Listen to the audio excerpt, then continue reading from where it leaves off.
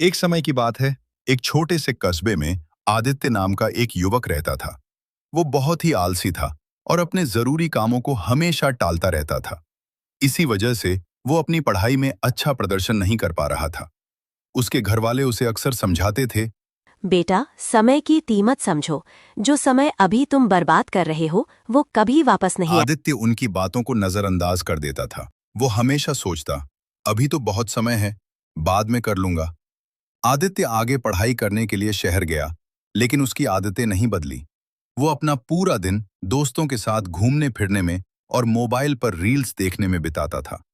धीरे धीरे समय निकलता गया, लेकिन उसने अपने व्यवहार में कोई बदलाव नहीं किया।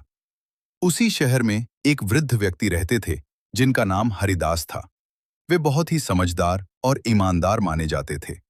एक दिन आदित्य ने सोचा कि क्यों न उनसे मिलकर कुछ सीखा जाए। वो उनके पास पहुंचा। हरिदास एक पेड़ के नीचे बैठकर ध्यान कर रहे थे। आदित्य ने उन्हें प्रणाम किया और कहा, मुझे आपकी मदद चाहिए। मैं जिंदगी में बार बार असफल हो रहा हूँ। मेरे दोस्त मुझसे आगे निकल जाते हैं, लेकिन मैं हमेशा पीछे रह जाता हूँ। मैं उनसे बेहतर बनना चाहता हूँ। दास ने शांत स्वर में कहा। बेटा, तुम्हारी समस्या ये है कि तुम अपने कामों को टालते हो और समय की कद्र नहीं करते। मैं तुम्हें कहानी सुनाता हूँ।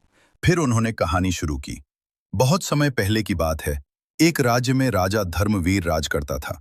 वो बहुत दयालु और न्यायप्रिय था। वो अपनी प्रजा से बहुत प्रेम करता था और हमेशा उनकी मदद के लिए तैयार रहता था। एक दिन उसे एक आदमी मिला जो बहुत ही आलसी और गरीब था। उसके पास न पैसा था, न कोई काम और न ही समाज में इज्जत। वो हमेशा अपनी परेशानियों का दोष दूसरों पर डालता रहता था। राजा ने उससे उसकी स्थिति के बारे में पूछा। उस आदमी ने दुखी होकर कहा, मुझे समझ नहीं आता लोग मुझे निकम्मा क्यों कहते हैं। मैं काम ढूंढने जाता हूं, लेकिन कोई मुझे काम नहीं देता। राजा को उस पर दया आ गई। उन्होंने कहा, चलो, मैं तुम्हें एक मौका देता हूं। आज सूर्यास्त से पहले तुम मेरे महल में आ जाओ और जितना सोना चांदी तुम उठा सकते हो उतना ले जाना। वो सब तुम्हारा होगा। ये सुनकर वह आदमी बहुत खुश हो गया। उसने राजा को धन्यवाद दिया और तुरंत अपने घर की ओर भागा।